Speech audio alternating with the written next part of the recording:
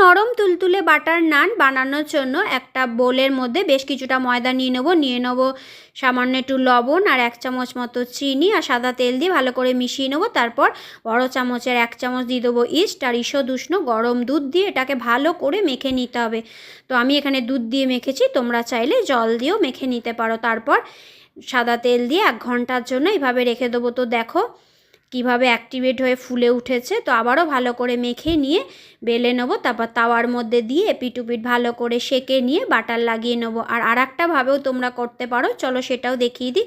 তো ভালো করে বেলে নিয়ে তাওয়ার মধ্যে দিয়ে এপিট ওপিট ভালো করে সেঁকে নেব। তারপর গ্যাসের চুলার মধ্যে দিয়ে এপিট ওপিট ভালো করে ফুলিয়ে নিয়ে বাটার লাগিয়ে গরম গরম পরিবেশন করব। যে কোনো চিকেনের রেসিপি বা পনিরের সাথে দারুণ লাগে, কিন্তু অবশ্যই একবার ট্রাই করে দেখো, এত নরম হয় কি বলবো।